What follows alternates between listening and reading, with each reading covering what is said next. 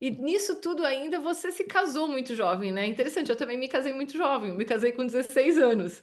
Nossa, Eu fico imaginando como seria para o meu marido ter uma mulher viajando o tempo todo, né? Casado. Eu acho que seria bastante desafiador para ele, porque hoje os tempos são outros, hoje a gente tem um outro conceito sobre, né, o papel da mulher. Mas há 35 anos atrás, quando eu me casei com ele, era bastante diferente do que é hoje. Eu imagino para você, quando você se casou, indo para todos os campeonatos, grávida, né, Vera? Que também era uma coisa que gestante, né, era meio contraditório ainda, os treinos e a gestante, a prática de esporte, a gestante. Eu me lembro que quando eu engravidei, eu continuei treinando, mas tinham muitos questionamentos. Mas como você com essa barriga, eu estava grávida de gêmeas, como você com essa barriga treinando, né?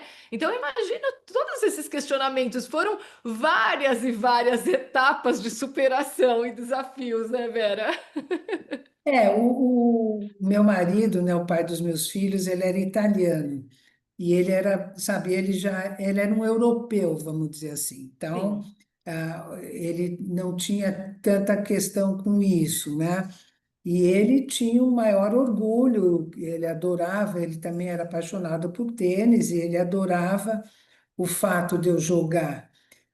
Claro, do primeiro filho foi tudo uma coincidência. Eu fui no médico, tá grávida. Ah, mas doutor, tem um brasileiro. Ele falou, Vera, jogar tênis para você é que nem andar. Então vai. E se você sentir qualquer coisa. E foi uma experiência muito interessante, porque eu me senti assim, a pressão fica muito menor, né? Porque já que você está grávida, você não tem obrigação nenhuma. E só perdi na final, porque realmente foi um jogo muito mais duro, sabe? E aí não deu para ganhar. Mas foi uma experiência muito interessante. Depois do segundo filho não coincidiu, e com já grávida da Dani, aí eu já estava de 3 meses. Eu já estava na fase mais. Eu já estava dando aula de tênis, sabe? E aí eu quis ir para o brasileiro, sabe? Assim, totalmente sem, vamos dizer, pretensão. Sim. E aí também foi uma experiência muito bacana, porque foi no Ceará, sabe? Que era Legal. muito calor, enfim. E Sim. também perdi na final e foi muito interessante. E alguém seguiu, da família seguiu o seu legado? Algum filho joga? Olha, o meu filho do meio, ele realmente ele começou a jogar, ele se dedicou, mas aí ele parou. Ele parou quando ele tinha de 16 para 17 anos, abandonou e não. Que é o momento da decisão, né? Foi mais ou menos nessa época que uma das minhas filhas nadava, ela nadava na equipe do Pinheiros, inclusive. E aí chega Aham. nesse momento, você precisa tomar uma decisão do tipo, o que que eu vou fazer, né? Eu até vi o É, João esse, Fonseca essa é, esse semana momento é o falando momento sobre da isso. virada da chave, né? De É, passar de um amador dedicado a uma coisa mais séria, mais profissional.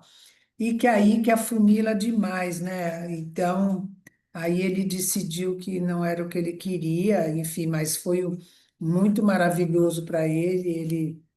Ele teve, ele trouxe habilidades para dentro da carreira dele muito importantes pelo fato de ter se dedicado, porque a dedicação dele nesse período foi 100%, entendeu? sim, e eu sinto que o esporte, eu falo que nós somos seres completos, né? Quando eu faço todos os meus trabalhos no mundo corporativo, eu aplico tudo que eu aprendo nos meus ciclos de maratona. Normalmente, todas as minhas práticas dentro do mundo corporativo associam os meus ciclos de maratona, porque nós nos transformamos com a prática do esporte, né? Eu Uhum. sinto que a gente aprende a olhar para estratégias de uma outra forma, a ter paciência, a lidar com os desafios, com as adversidades, com as instabilidades de uma outra forma, né? Imagino que assim como na maratona, no tênis, cada bolinha que chega para você chega de uma forma diferente e você aprende a lidar com aquela chegada. Não existem duas chegadas iguais, não é, Vera? E o tênis é um esporte que ele tem uma particularidade muito única, né? Porque você falou de cada bolinha, às vezes o jogo termina, pode ser até que você tenha feito mais pontos que o seu adversário e tenha perdido a partida, né? E se você for ver, hoje em dia que eles fazem estatísticas de tudo, certo? Não. Hoje o tênis é uma estatística, né? Acho que todos os outros esportes também são, né?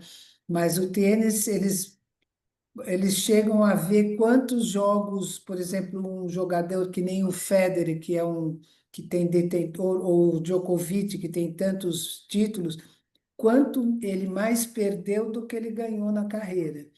Então, você ter que administrar essa parte da perda o tempo inteirinho, né? E o dia seguinte entrar na quadra e ser um novo começo, um novo desafio, isso aí traz uma resiliência para a pessoa muito importante, sabe? E que isso para a vida dela é maravilhoso.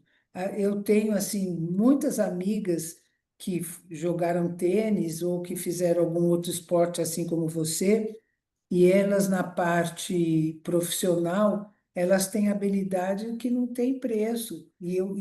E hoje é muito valorizado isso, né? Principalmente para o jovem, que cada vez menos eles têm oportunidade de desenvolver essas habilidades, né? Assim, ou fora do esporte, ou fora de um intercâmbio, enfim, aonde tem esses desafios para que eles possam desenvolver essas habilidades.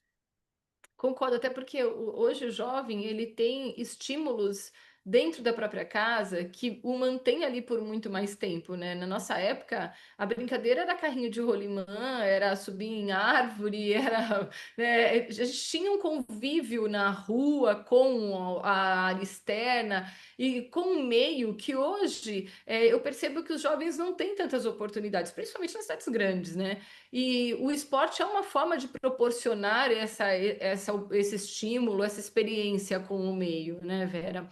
Aí eu queria te perguntar o seguinte: que momento chegou a virada? Assim, não, a Vera vai deixar de ser a tenista profissional e, pelo que eu entendi, vai partir para se tornar técnica e também responsável por uma academia de tênis. Foi isso que aconteceu? Quando eu encerrei minha carreira como tenista, foi uma coisa assim, mais por causa do físico. Eu tive um problema no cotovelo muito sério, que já vinha me perturbando já fazia algum tempo. E chegou uma hora realmente ficou muito difícil, sabe? Então, a gente brincava entre as jogadoras, e depois isso eu vi até na biografia do Agassi, que eles também comentavam, quer dizer, em qualquer nível isso, que às vezes o jogador ele até deseja se machucar para ele conseguir parar de jogar, entendeu? Porque é uma coisa tão densa e tão assim, que completa a vida da pessoa, que eles até torcem para se machucar para realmente ter que parar de. Aí não Não tem faça. jeito, tá?